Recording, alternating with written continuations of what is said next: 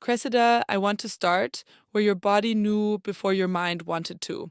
That moment when maybe becomes, I can't unsee this. What was the instant that turned suspicion into certainty? It hit me in the lobby of Juniper Crest Dance Conservatory, roses in my hands for Elowin, my smile already tired. Thatcher walked in late, the exact minute he'd texted, work ran long, and a woman I'd never met arrived at the same time, Sabine Holloway. They weren't touching. They weren't even close. But her eyes kept sliding to him in quick private flashes, and his phone buzzed like a nervous pulse. A little girl ran out and launched into Sabine's arms, laughing, and Thatcher's mouth softened like he belonged in that moment. Then Elowin ran to me, breathless, asking if I saw her arabesque. I lifted her, praised her, and watched Thatcher's eyes flick after Sabine as she walked away. In that flicker, I started counting exits. And the brutal part is, you still had to clap and smile because your kid was glowing. That's the kind of double life nobody warns wives about. What did you do right after, while Elowin was still beaming at you? I swallowed it. Elowin was bright, cheeks flushed, and I refused to stain that. I kept my voice light, told her she was perfect, and let Thatcher ruffle her hair like he hadn't just walked in carrying someone else's secret. In the car, Elowin narrated every step. Costumes, music, who nailed the turns. Thatcher fed her the same line. Work thing ran late, and I nodded like a woman who believed him. At home I cooked, packed lunch, helped with homework, brushed Elowin's teeth, and watched Thatcher kiss my forehead with practiced tenderness. When he stepped into the shower, I stood in the hallway, listening to the water, feeling my chest tighten like a fist. I didn't want proof. I wanted relief. But relief only comes when the lie ends. That hallway moment, water running, house quiet, that's where women become detectives without choosing the job. Tell me how you got into his phone and what you saw that night. His passcode used to be our anniversary. 6 months ago he changed it, blamed work security, and acted offended that I even asked. I tried Elowin's birthday, then his. Nothing. My hand shook as I guessed a date from 3 months back. The first night he came home after midnight and swore he'd been trapped at the office. The screen unlocked. His messages were filed under a fake contact, bland, professional, like he'd been laundering his own guilt. But the texts weren't clean. Can't wait to see you. Wear that blue dress. Last night was incredible. Her name was Sabine. They'd met at the gym. She had a daughter, Ottilie, in Elowin's class. 7 months of flirting, hotel receipts, lies stitched into our calendar. All while he told me I was paranoid. I heard the shower stop and put the phone back exactly where it had been, breathing through the urge to scream. Here's what hits me. You didn't explode, you organized. That's not cold, that's survival. You didn't confront him right away, so how did you widen the picture? I needed context because texts told me what happened, not how far it reached.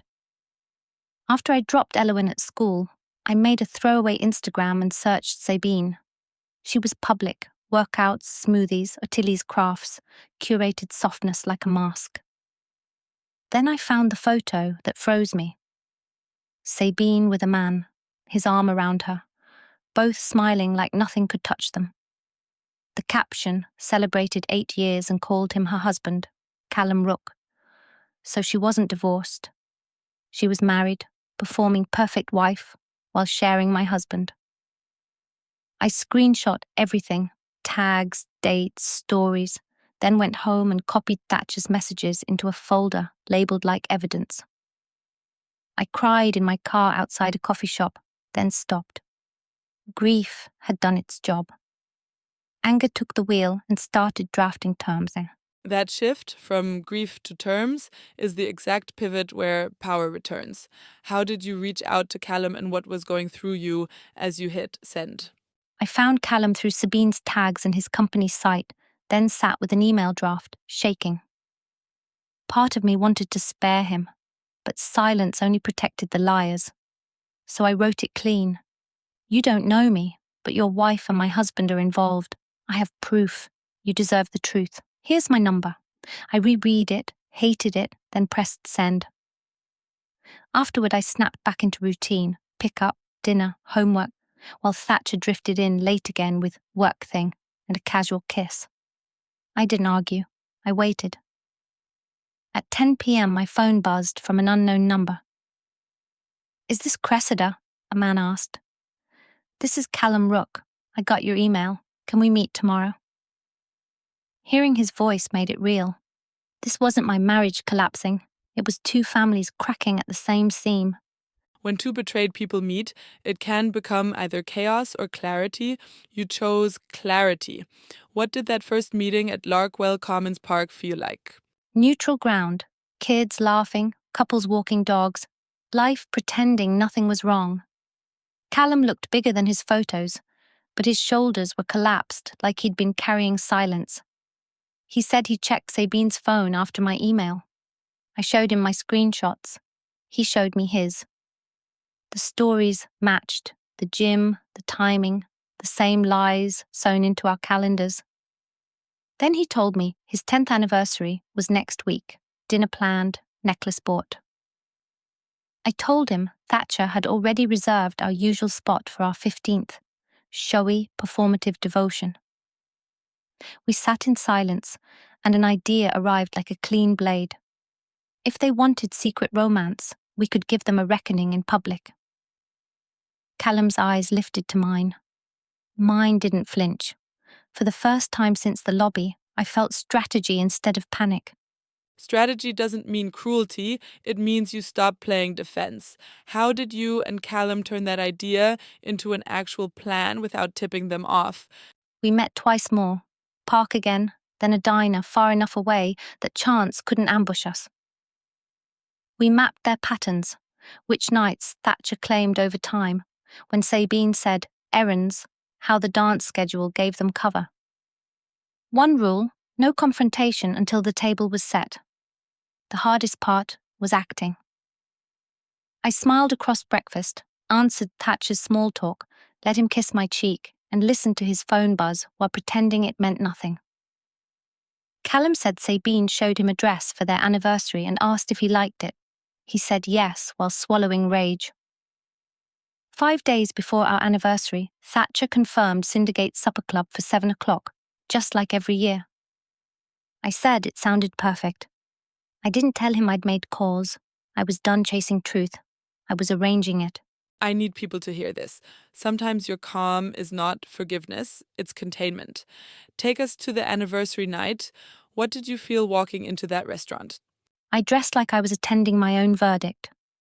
The red dress Thatcher once bought me, lipstick steady enough to look like confidence. Elowyn was at his mother's for a sleepover, and the house felt too quiet. Thatcher looked polished, practicing devotion like muscle memory. The drive was silence and radio fiddling. I kept my hands in my lap so he wouldn't see them shake.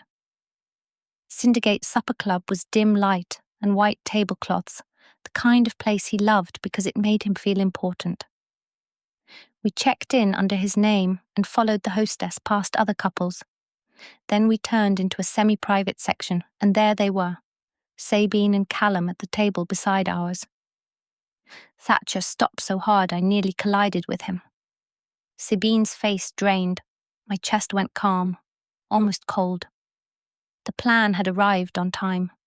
The table was set, and suddenly the cheaters weren't directing the scene anymore. How did you start the confrontation without letting it explode too soon? I used politeness like a blade.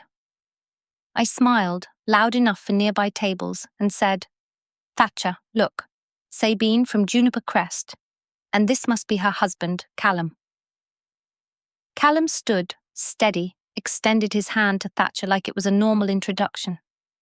Thatcher shook it on autopilot, panic trapped behind his eyes. Sabine stared between us, mind searching for a door. I suggested we join their table. Sabine tried to protest. I insisted. Callum backed me, calling it fate. anniversaries colliding in one perfect coincidence. The hostess, confused but compliant, slid our tables together until we were one long line of 4. Thatcher sat beside me. Sabine sat beside Callum across from him. 2 people who'd been hiding in shadows, now trapped under candlelight. When the waiter approached, I asked softly, "So, how do you 2 know each other exactly?" The air turned glass. And that glass moment, everyone holding their breath, that's when truth starts charging rent.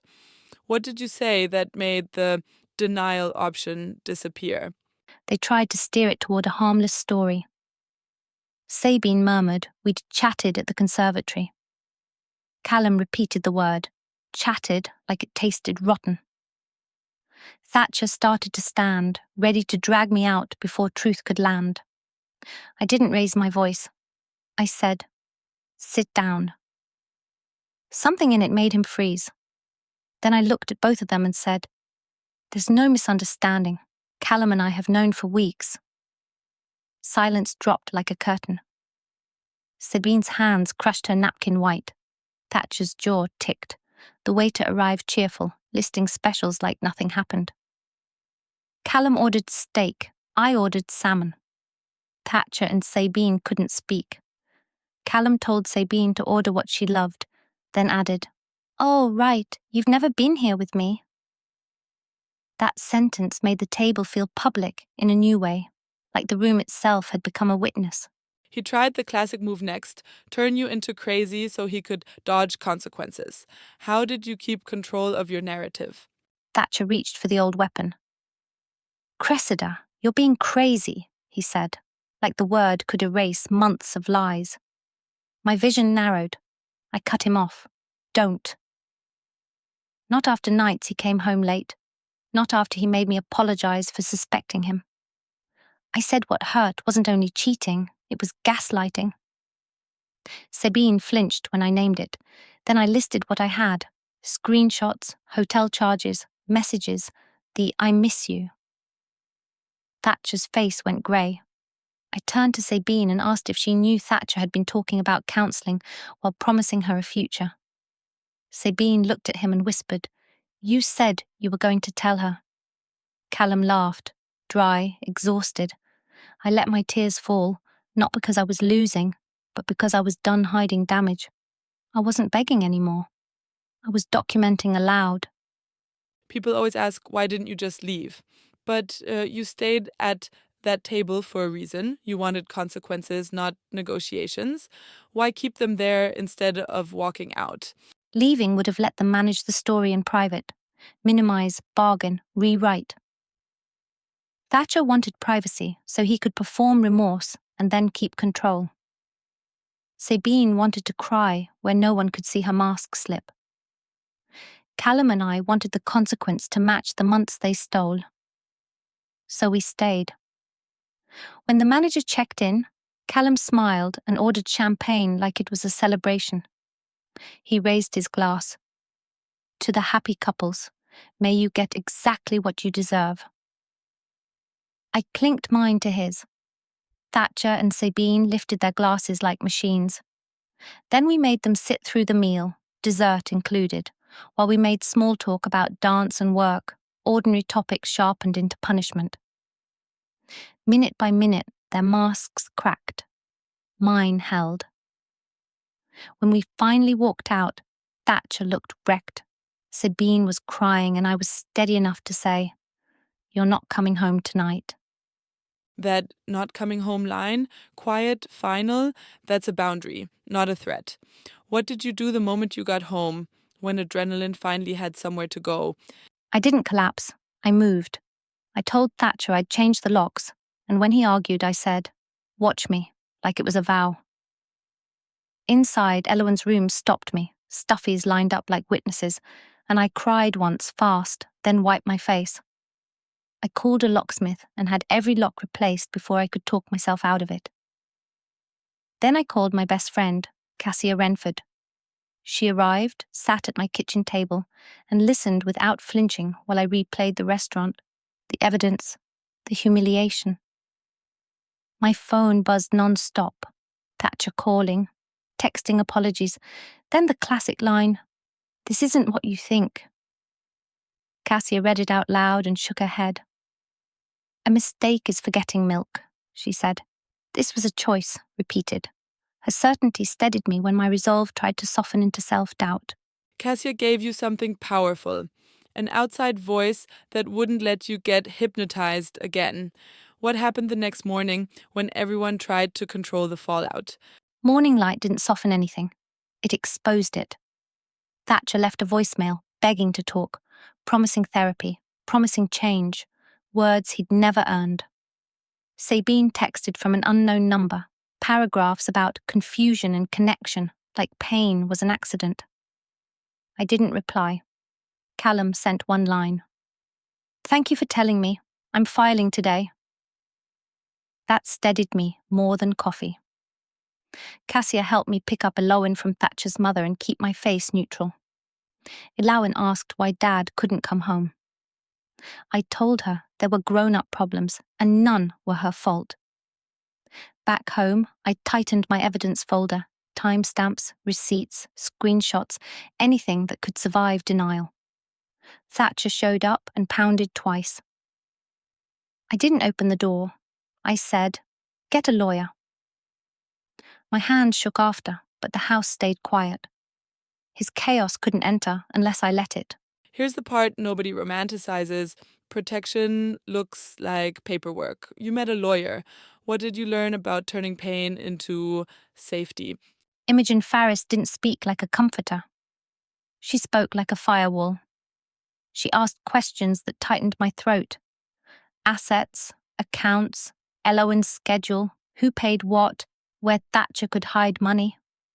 I handed her my folder and watched her scan screenshots without blinking. She told me the truth. Feelings don't win custody. Patterns do. Documentation does. If Thatcher tried to paint me unstable, my best defense was calm structure. School pickups, routines, messages saved, no shouting. She drafted a temporary custody request and a boundary order for the house. She told me to stop replying to Sabine and keep every exchange with Thatcher in writing. Walking out, I realized love made me generous. Law required precision. I wasn't becoming cold. I was becoming safe for Elowen and for the part of me that still wanted to believe consequences exist. Once you stop being pliable, men like Thatcher often switch from remorse to intimidation. Did he try to scare you back into submission? 2 nights after the locks changed, he showed up again. Not with flowers, with anger. He said I was humiliating him, that Callum was poisoning me, that I was ruining Elowen's life. I kept the chain on the door and told him I'd spoken to Imogen Farris. His face twitched at the name. He tried softer next. Apologies, tears, a story about being lonely, a promise Sabine meant nothing. I asked one question. "Then why did you risk our daughter?" He went quiet. Because he couldn't defend bringing his affair into Elowen's world, letting Ottilie become cover, letting the conservatory lobby become their meeting point. When he reached for the door, I stepped back and said, "Leave, or I call the police." He stared like I'd become a stranger. I realized he was right. I had. That's the heartbreak. You become a stranger to the version of you he could control. Now, kids. When adult betrayal spills into a child's nervous system, it's brutal. How did you protect Elowen? I translated heartbreak into language a child could carry. Elowen kept asking why Dad's car wasn't in the driveway, if I was mad forever. I told her truth in pieces. Dad broke promises. Mom and Dad are figuring things out. You are loved the same, daily. I didn't mention Sabine. I kept her world stable. School, dance, bedtime stories, because instability teaches kids to blame themselves. Callum texted me about Ottilie. He said she overheard an argument and asked if Mommy was leaving. My stomach clenched. Ottilie had been in that lobby too, laughing in Sabine's arms, used as camouflage. Elowen and Ottilie shared a class. I asked the school to separate their schedules for a while. not to punish the girls, just to give them space to breathe and stay children. You chose mercy for the kids, even while adults acted reckless. At some point, you met Thatcher again. What did he try to sell you, and what did you refuse? He asked to meet at Brinewood Roasters, like coffee could make betrayal civil. He arrived, hands around a cup he didn't drink, eyes red with remorse. He offered counselling, offered to cut her off, offered access to his phone and location, like transparency was a gift instead of what he'd stolen. Then came the bargain. Let's not involve lawyers. We can do this quietly for Elowen. Quietly, so his reputation could survive. I told him I'd already filed for temporary custody, and the house was mine until a judge said otherwise. His face hardened. He called me vindictive. I said, vindictive is choosing a lie every day and letting me raise our daughter inside it. For the first time, he had nothing ready. He just stared, realizing the version of me he controlled was gone. Once the court timeline starts, anger changes texture, it becomes a calendar. What shifted for you when legal steps replaced emotional debating? Anger stopped being a storm and became a schedule. Imogen filed motions. I signed papers. I logged every pickup and text. Thatcher sent emails about co-parenting while slipping in blame. I answered with short, factual lines. Sabine tried again, a voice note begging me not to destroy her. I deleted it and saved the attempt. Callum told me he moved out and filed for separation. He sounded older, like betrayal ages you overnight. The school adjusted Elowen's and Attili's schedules. Elowen asked why her friend wasn't at rehearsal, and I said families need space. She shrugged, and it broke me. Then I saw an airline itinerary on Thatcher's account, his business trip to Solara, Arizona. Sabine's name sat on the same booking. My anger didn't flare. It clicked. I forwarded it to Imogen. The case tightened, and so did my boundaries. There's a difference between protecting a child and lying to a child. You had to thread that needle. What was the first hard decision you made for your new life, not your old one? I chose the truth, out loud, in front of Elowen, without dumping the adult story on her. Imogen warned me, don't overshare, but don't fabricate reality either. I sat with Elowen on the rug and held her hands. I told her Dad would live somewhere else for a while, and our routine would change. I promised dance would stay. She asked if it was her fault. I said no, then made her repeat it until she believed me. She asked if Dad loved her. I said yes, because his failure as a husband wasn't the same as his love for her. After she fell asleep, I signed the custody filing and sent it to Imogen. The email flew away, and grief and relief sat side by side. For the first time, my future wasn't a question, it was a direction. Evidence is heavy, but it's also freeing because it stops people from rewriting you. How did the case actually move forward once proof became deadlines? Imogen moved like a machine. She pulled bank and card statements and built a timeline matching Thatcher's work nights to hotel charges and receipts. When his attorney saw the folder, their tone changed from righteous to practical. Thatcher burned over $15,000 chasing Sabine, dinners, rooms, weekend trips, money I'd been stretching while telling Elowen we couldn't buy the pressure dance shoes. Mediation lasted one brutal afternoon. I got the house, my car, and 60% of our savings. Thatcher kept his retirement, but he had to reimburse part of the affair's spending from joint funds. The hardest line was custody. I received primary physical custody, and he got every other weekend, plus 1 weeknight dinner. Signing felt like cutting a rope I'd held for 15 years, then realizing my hands were still raw. The custody talk is the moment parents become either anchors or storms. What was the day you told Elowen this is real, and how did you survive it? Imogen told us to do it together. We sat with Elowen on the couch. I said Dad wasn't on a trip. Mum and Dad were having grown-up problems, and we wouldn't live in the same house anymore. She went still, then whispered, "Is it because of me?" I pulled her close and said, "Never," until she nodded through tears.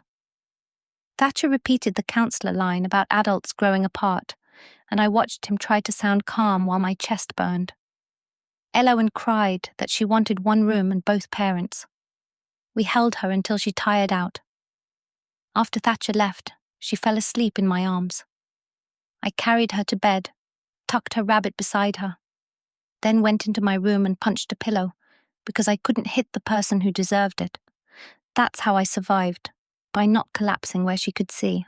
After that talk, the house gets quiet in a way that feels like punishment. Where did you put the grief when there was no audience and no adrenaline? The quiet was brutal. I'd see Thatcher's empty hook and my body reached for a routine that wasn't there. Elowen woke at night asking, "Will Daddy come back?"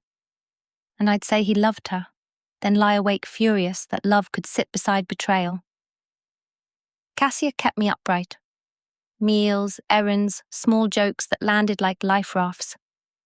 Callum checked in too. Not romance, just solidarity. He'd text, Ottilie had nightmares, and I'd answer, Elowen too, and the symmetry made me feel less alone. Some mornings I missed Thatcher, not the liar, but the man I thought I married. Then I'd remember Juniper Crest, his eyes flicking towards Sabine while I held flowers for our child, and that missing version evaporated. Grief came in waves. I stopped fighting and let it pass through me, like weather I didn't have to obey. Then you learned they were still together, and that's when maybe he'll wake up dies. What did it change in you? It killed my soft hope that shame would make him stop. Callum told me, voice flat. Sabine said the blow-up proved they were meant to be. I called Thatcher. He answered, "Is Elowen okay?" Like my question was an inconvenience, I asked, "Are you still seeing Sabine?" He paused, then admitted it. When I reminded him he promised to end it, he said, "You filed anyway, so what does it matter?" That sentence rearranged something in me.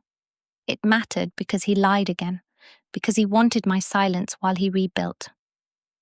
I told him Sabine would not be around Elowen yet, and if he pushed, I'd reopen custody with Imogen. He went quiet.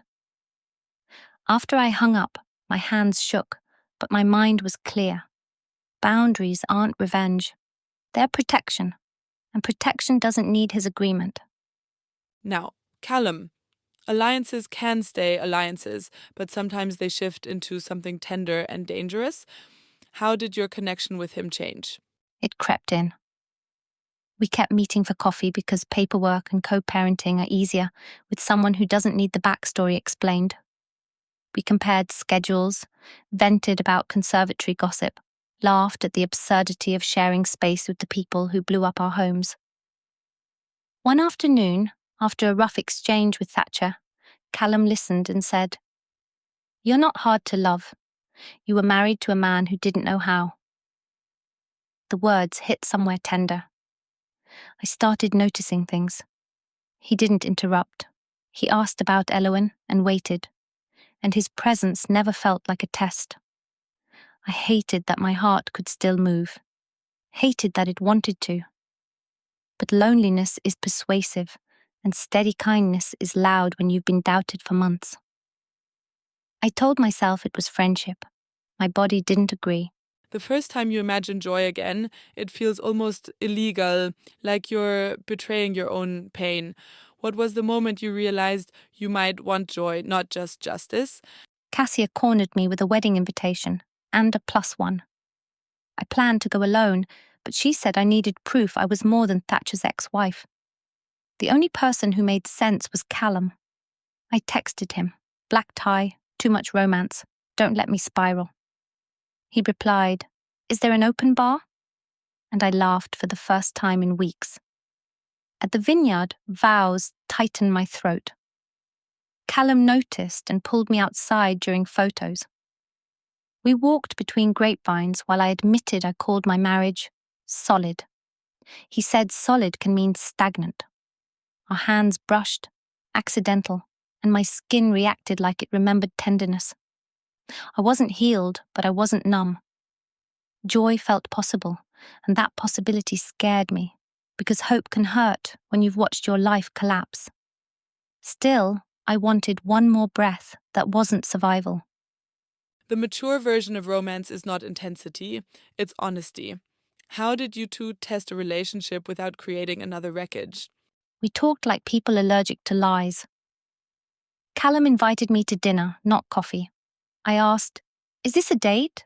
He said, "Do you want it to be?" Then offered a rule.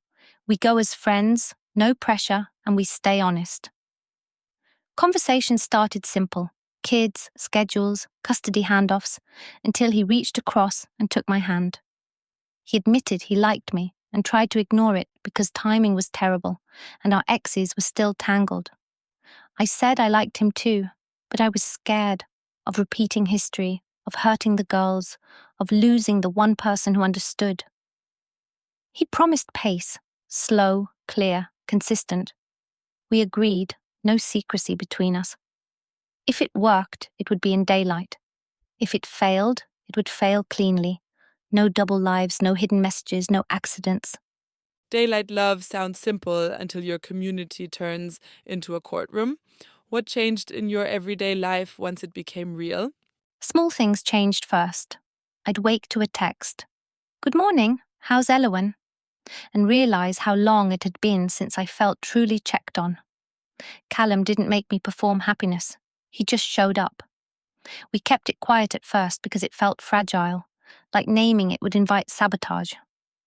Cassia noticed anyway and called it poetic, which made me roll my eyes. Happiness was unsettling. No guessing game, no punishment for questions, no affection as currency. I wasn't rebuilding my old marriage. I was learning a new rhythm. Fear still followed me on conservatory days, knowing we could cross Thatcher and Sabine in the hallway. Love is brave, but co-parenting makes it careful. I told Callum that, and he said, "Then we'll be careful." That steadiness felt like safety, quiet, unshowy, real. And then the sabotage comes. When they can't control you, they try to control the kids. What was the first time Thatcher and Sabine weaponized Elowen? Elowen came home crying. "Daddy said you have a new boyfriend," she said. Then, "Miss Sabine said that isn't fair because you're supposed to love Daddy." I held her and told her she never had to choose sides. I said Mom and Dad aren't married anymore, so adults can date, but her place is permanent. When she calmed, I called Thatcher. He claimed Elowen deserved to know. I said she deserved to hear it from me without guilt attached. He accused me of moving on too fast. I reminded him he'd been cheating long before I knew. Then Callum texted. Sabine told Ottilie the same thing. That's when I saw it. This wasn't about truth. It was punishment. A way to keep us stuck by making our children carry their shame. I vowed Elowen would not become their battleground. The community pressure can be worse than the marriage collapse because it's strangers feeding on your life. How did the attempt to control you spill into Juniper Crest's parent world? Sabine went public. She told other parents I stole Callum, that I was unstable and vindictive. People love a simple villain, and she offered one. I felt whispers in pickup lines, silence when I walked up. Thatcher tried to modify custody, claiming my dating created chaos for Elowen. Imogen shut it down with dates and receipts. Thatcher moved Sabine in fast, yet called my home unstable. Gossip spread anyway. Callum's workplace got anonymous complaints too. Nothing actionable, just noise meant to exhaust him. Some days I wanted to disappear. Then I watched Elowen rehearse in the living room, focused, brave, and I remembered shrinking teaches a child to carry blame. So I documented everything, stayed polite, and kept showing up. They wanted isolation. I chose visibility. I refused to be edited out of my own life. People retreat to avoid drama, but sometimes retreat teaches your child the wrong lesson. What made you stay with Callum instead of running back into hiding? Because Callum wasn't the chaos, the sabotage was. He said, "They're trying to make us miserable." And it clicked. I'd been trained to blame myself for other people's choices. Thatcher cheated and called me paranoid. I divorced him and he called me cruel. The label changed, but the purpose didn't. Keep me uncertain.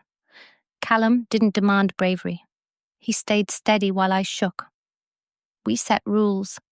No bad-mouthing the other parent in front of the girls. Document incidents. Don't answer gossip with gossip. Then I watched Elowen and Ottilie still laugh in class, still children despite adults acting like teenagers. Retreating would teach my daughter that love must be sacrificed to appease people who hurt you. Staying taught her peace is something you protect, not something you beg for. Let's talk about the spring recital, because shared spaces after betrayal feel like walking into a memory that still burns. What was it like seeing all four of you in the same room again? Like walking back into the scene of the crime. Thatcher and Sabine sat across the aisle. Callum stayed steady beside me. On stage, Elowen and Ottilie danced in the same piece, focused, bright, two kids moving through a story they didn't write. When it ended, the lobby filled with flowers and applause. The girls ran up, happy, and asked if they could get ice cream together. Elowen looked at me. Ottilie looked at Callum. Their request was simple, and it made the adult tension feel ridiculous. I said yes. Sabine insisted she'd come too, and Thatcher followed. We walked across the street and sat down, girls at one table, adults at another. It was awkward, but the girls laughed hard, and that laughter felt like proof. They were adapting faster than we were. Watching them, I realized adulthood didn't deserve to ruin their childhood. Sometimes kids accidentally teach adults maturity. At that ice cream shop, what made you speak up instead of staying silent? The girls did. Elowen and Ottilie were laughing, sharing bites, making up dances with sticky spoons. They didn't look broken. They looked adapted. I realized our war was optional. Their childhood wasn't. So I said, "This is hard, but the girls see us here and they're okay. Maybe we should try to be okay too." Sabine started to argue, but Callum cut her off with a quiet, "Don't." Thatcher surprised me by admitting he'd been angry, and dragging Elowen into it wasn't fair. It wasn't an apology, but it was a crack. Sabine admitted she made Ottilie feel like she had to choose. The silence after that felt real. I said, "Not forgiveness, not friendship, just a truce, for them." And for once, no one tried to win. We let the kids finish their ice cream in peace. A truce isn't romance, it's discipline. How did that truce change co-parenting in the months that followed? It didn't make us friends, but it stopped the bleeding. Thatcher stopped fishing for guilt through Elowen. Sabine stopped cornering parents with her version. Exchanges became short and civil. The girls came home without fresh emotional bruises. Callum and I kept boundaries. We didn't pretend the past was miscommunication, and we didn't play happy foursome. But we made room for practical cooperation, school forms, dance schedules, emergency pickups, because drama wastes oxygen. The strange part was realizing the truce didn't give Thatcher power. It took power away from performance. When you refuse the fight, manipulators lose their stage. Elowen slept through the night more often. She still missed the old picture, but she stopped blaming herself. I learned peace isn't a feeling. It's repeated choices, even when pride wants war. And I chose my daughter over my ego. 1 year later, when you weren't living in emergency mode, what did life look like? Who were you without constant crisis? Softer. Not perfect, but no longer on fire. Elowen had 2 homes and 2 routines, and she stopped asking every day if Daddy would come back. Callum and I settled into something steady. Dinners, homework help, mornings where I didn't wake up scanning for betrayal. I could breathe in my own house again. Juniper Crest became just a conservatory, not a crime scene. Even the memories changed. Sometimes I remembered the anniversary blow-up and felt a sting of shame. Then I'd remember the months Thatcher called me crazy, and the shame would return to him. Callum never asked me to erase the past. He asked me to build forward. That difference mattered. Healing wasn't loud. It was ordinary. Lunchboxes, laundry, dance shoes by the door. And that ordinariness felt like freedom.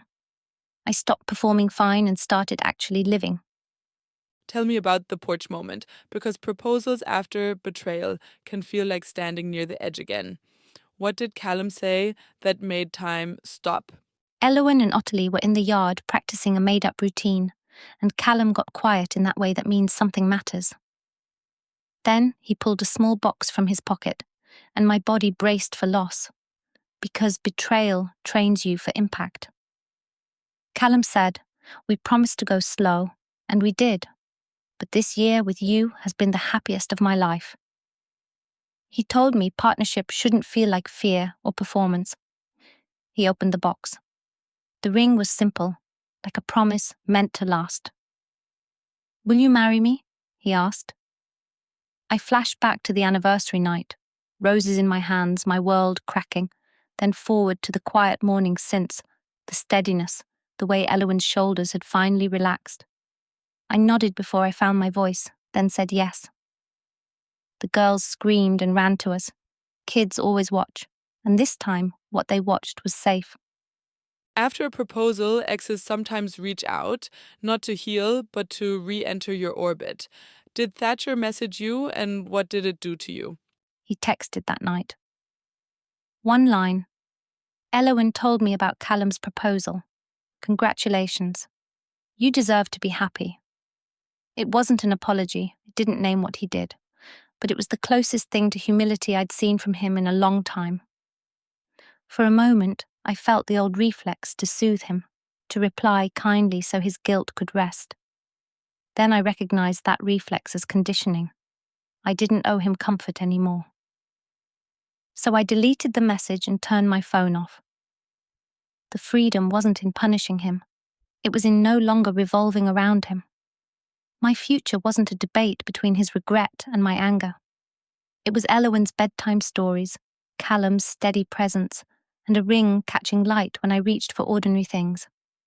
I chose my new life without explaining it to my old one. People watching will ask, do you regret the public anniversary ambush? It's a loaded question because it blames the exposed, not the liar. What's your real answer? I regret that it was necessary, not that it happened. In another world, Thatcher would have confessed, Sabine would have faced Callum, and we could have separated quietly.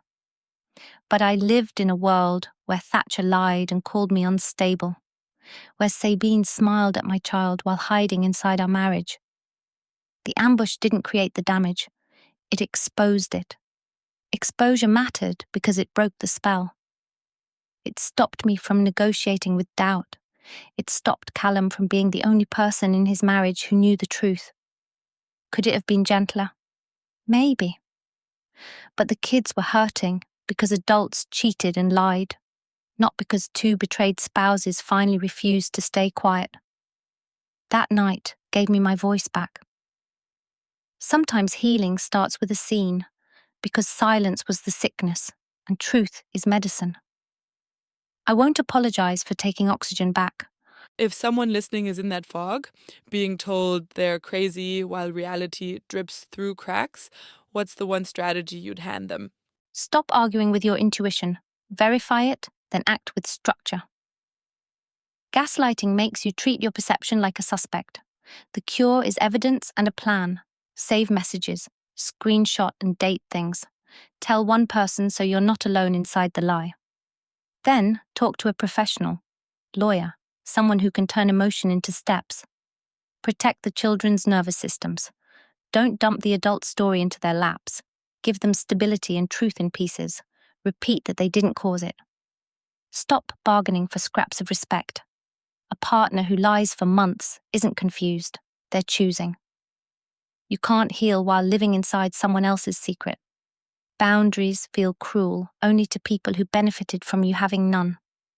Choose oxygen over optics, even when your hands shake doing it.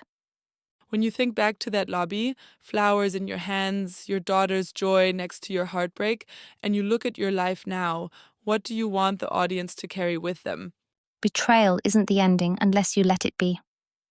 In the Juniper Crest lobby, a version of my life ended. The version built on a lie. I stopped begging Thatcher for truth and started building a life where truth was required. Callum and I didn't win because we found each other. We won because we refused silence and refused to let our daughters be collateral. Thatcher and Sabine can label their story however they want. I learned the difference between intensity and integrity.